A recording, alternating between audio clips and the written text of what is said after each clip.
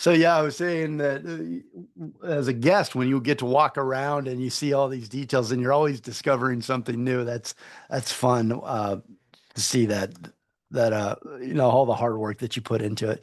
So let me start with you though, Cooper. I want to get to know you a little bit. I Yeah, love your name. Where thank did you you. get it?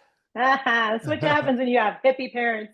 So I've heard tell a couple different versions of this story, but one is, my parents met jumping out of an airplane. They were skydivers, and That's a great apparently story. every man on the airplane asked my mom out, and she said no, but she said yes to my dad because he had a black jumpsuit on, and she thought that was hot.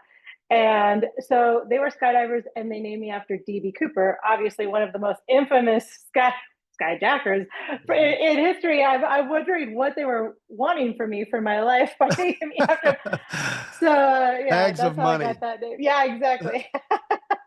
But I hated it as a kid. I wanted to be named Alice more than anything. And my parents were like, okay, when you turn 13, if you still want to be called Alice, we'll legally change your name. But by 13, I was like, I'm just Cooper. That's just what it is now. And so I went with it, stuck with it. Yeah, well, at 13, that's right when you can really come up with an identity. And Cooper's like, I mean, I don't think I've ever met another woman named Cooper. It's very cool. It's It's different. rare. It's Yeah, I've rare. met one. And do you like it now?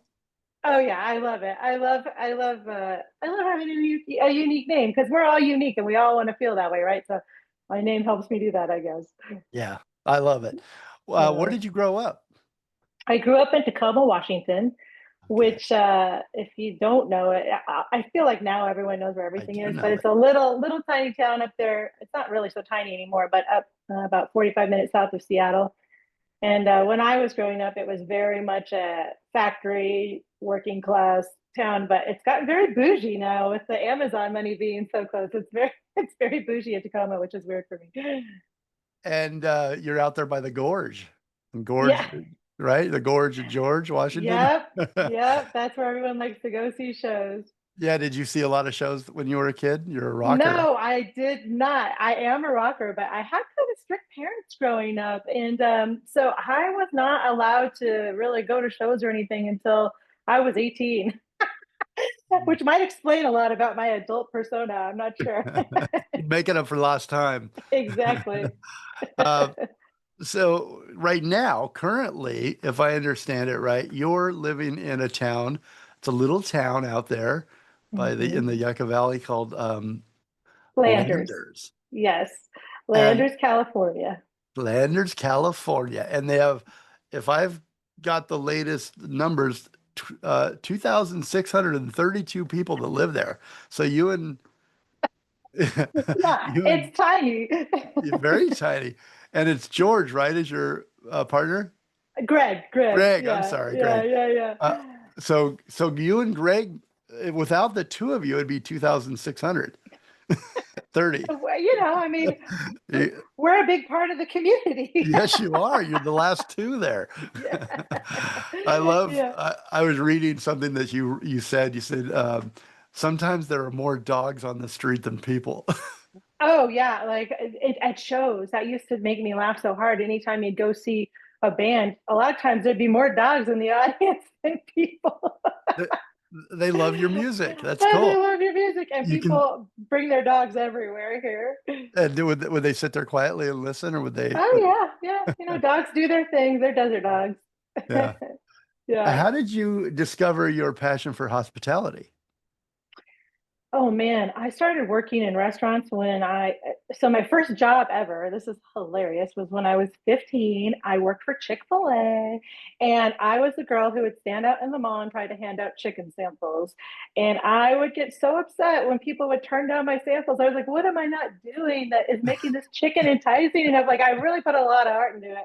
And pretty much from that time, I worked in restaurants. I started as a bus girl, and then I worked my way to a server and a bartender, and from fast food all the way to one of the top restaurants in Los Angeles. There was super fine dining, and so I've done almost everything in this job, front of house anyway, at almost every level. And then I actually hadn't worked in restaurants for a while, I switched to being a copywriter. I began working in marketing. So now I have this really interesting background where I have all of those years of restaurant experience and bar experience, but I also have all these years of marketing experience to bring to our venue, which I think is a Mhm. really cool combo. And I know my partners are happy about Mhm. it. Yeah. Yeah, Well, yeah. that's how I don't understand why they didn't take the Chick-fil-A. That stuff's pretty good. I know, right? I was That's like, pretty good why won't chicken. you take my chicken? I love how you I love how you had a little bit of a complex about like what am I not doing to get you to take this Well, I tasty always chicken? I thought it was a great product and I thought I had a great presentation and I just didn't Yeah, understand. I But don't know. what I've Oh, since learned in marketing is that, you're not for everybody, right? Your people who watch Chick-fil-A are gonna love it and the people who don't are. And it's like that with everything and you can't take it personally. those people are insane. It's good stuff. Right. Oh, Okay, so what was the original vision for Mojave Gold? Was it where was the idea born and then how did it grow between the yeah. partners and what was your all of your original vision? Well, this spot where we're located had been a venue previously, and it only stayed open for a very short time and then closed. And so for 2 years, every time we drive by, we go, "Gosh, somebody's got to do something with that place." And then we drive on, and then we got a call from a friend who said, "I talked to the owner of the building, and he really wants to get a business in there, and blah blah blah." And that friend hooked us up with a couple of other friends who are now our business partners. And we just started thinking, like, okay, what's it going to take to do this? And it just all kind of came together very organically. But one thing that we really did when we started thinking, okay, what is this going to be? We know we want to do a restaurant. We want to do a music venue, but what is it? We just started looking at our area and going, what does our area need? And that was a great thing I think that we did because our area has great barbecue. Our area has a lot of great Mexican restaurants. Like there's enough of that. And so we were like, we're not going to do barbecue or a Mexican restaurant. We're going to do something that is different that our community really needs. And we always felt like every time we wanted to go out to a nicer meal, we had to drive down the hill to Palm Springs.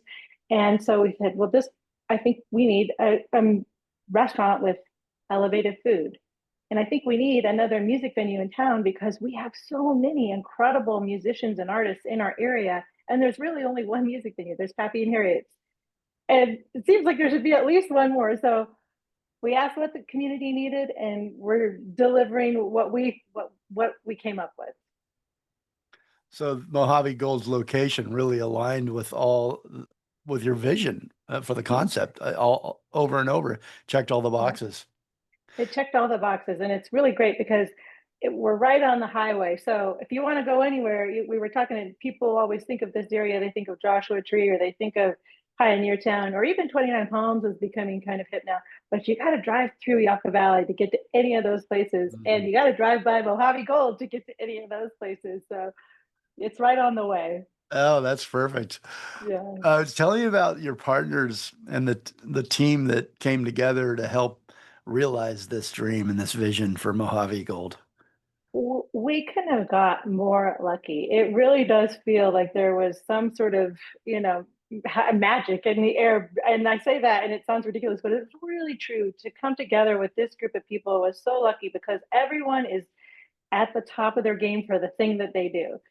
And we all have such complementary and different skills. It's like all together we make like a complete amazing unit. We have my partner Dale, who's really great with the business acumen. Brookelyn Fox, she was the designer and responsible for just the incredible design of this place. My husband Greg Gordon, he's a great GM. He's GM huge restaurants and clubs, and he's great at that. I have my background in especially mixology. That's the world that I really sort of blossomed in, but also with the marketing. So I came up with all the drinks and all the marketing, and it's like together, like all together, we just make this. I don't know, this super super group. Yeah, that sounds like the dream team. You got It's really somebody great. everywhere you need them to be. Yeah. So the space, designed, as you mentioned, by co-founder Brookelyn Fox, Hmm. reflects the golden era of music, with Mhm. carefully curated elements that pay homage to local culture and the surrounding terrain. From vintage brass furniture to a gold record lined ceiling and original works from local artisans Annie Robb and Jared Blue, Mojave Gold embodies both glamour and grit, honoring Southern California's rich music legacy. With unexpected accents like plush velvet seating and reclaimed wood from the Hollywood Bowl, the space tells a story that is both nostalgic and innovative. Each detail invites guests to linger, listen, and connect, creating an environment where the spirit of the desert meets the soul of a timeless soundstage. I just love that description. Um, tell me some of the details? I just mentioned a few, but some of the really cool design elements that make up Mojave Gold. I think one of the things that's so cool is everything feels very intentional and everything comes from this love of music and this love of this sort of era where, it's a little throwback to the 70s, this rock and roll era where it was decadent and, a little over the top. And that's just a fun thing to be a part of. So one thing I love is like our menus come in old album covers. So Oh, that's cool. it's so fun because people pull out the menus. First of all, they sit down and they look and they go, "Oh, I got Diana Ross. Who'd you get? Oh, I got Buffalo Springfield. Oh, I love this record." It's such a great conversation starter. And I think right there, people are already having an experience of memories they have or artists they love. And then they pull out the menus and they are in the shape of like the insert of a record, which is also fun for people. So just something like that, or like you mentioned, the gold records on the ceiling, everything comes back to this love for music and this love of this specific rock and roll vibe from sort of the 70s. It's got this golden era of rock and roll. Yeah, one of the logo designs that I'm in love with, and I wanted to try. I sort of looked everywhere to see if I could download it somewhere. But what are those inserts called when you used to buy the little records? I Yeah, used to have them, right? And I you should know the plug. name of it. We just call it a spindle. Yeah, I forget what it's called. That might be Yeah. it. But you put it, for most people out there these days, young people, you never probably saw one of these. But you would buy a record, right? A little small the little records with a couple singles on each side, and to Yeah. make it fit the record player, you had to insert this little plastic piece. So one of your logos is you take that, incorporate it into a guitar, a fork, and a glass of wine. And I just thought that was so creative and innovative. Yeah, those are the three pillars of our business. Great food, great music, and great wine. All right. So you say, this is a quote from you. hmm I think I got it right. Mojave Gold is more than a venue, it's a gathering place. How do you make it so? Well, I think this was one of the things that we really wanted for our place. This was this is our place, but it's a place for the whole community. And, I don't know if you've ever been a part of a music scene that was like a thing, maybe like Seattle in the late 90s, where I was a part of that Silverlake scene that happened in LA in the early 2000s. And it's like there's this feeling of like, there's these spaces that are community spaces, and you go there, you don't even know who's playing or what's happening. You just go there because all your friends are going to be there. Your artistic community is going to be there, and something's going to happen, and it's going to be awesome. And we really wanted to create that vibe at Mojave Gold. And a big part of that, while we've done as much as we can from the food, the drinks, and the design, but a huge part of that, and I don't know if you want to talk about it now, is our booker, our music booker, Liz Guerra, because she's very much instrumental in creating that community feel and having, we have everything from, we had a big, amazing pride, like drag ball to like country dancing to, a goth, the local, like the desert goth night, all these things where it's like all these different aspects of our community have an artistic place to be and to have their nights. And a lot of these nights are free for people just to come and have full experience. Well, I'm talking this hour with my special guest, Cooper Gillespie. She's the co-owner and the partner of Mojave Gold out in Yucca Valley. It's Yucca Valley's premier restaurant and music venue, Mojave Gold. We're going to take a real quick break, but before I do, I'm going to send you to their website. Go to mojavegoldesert.com and the same handle on Instagram. Go ahead and check out the menu. We're doing this interview right after lunch. And because I was in an interview during lunch, I didn't get to have lunch today. So I mistakenly opened up their menu. And that was a mistake because I wanted everything on it, and I still do. And I'm thinking about it right now. Go check out the menu on mojavegoldesert.com. Landroid is the music that we're playing throughout this show. If you love the music, and I'm sure you do, it's Cooper Gillespie's band. It's called Landroid. You can find them at Landroid Music on Instagram, Facebook, and on their website, landroidmusic.com. So, Mojave Gold, it's a celebration of high desert creativity. It fuses new California cuisine, genre-defined performances, and intentional design to create a one-of-a-kind cultural experience that is as soulful as the desert itself. Go to Instagram, follow Mojave Gold Desert at Mojave Gold Desert, and on their website at mojavegoldesert.com. It's located approximately 45 minutes from Palm Springs International Airport. So go jump on your plane and get out there. If you fly from Santa Barbara, you'll be there in an hour. If you fly from LA, you'll be there in an hour. San Diego, it's quick. You can get out there and you make it just in time for dinner at Mojave Gold.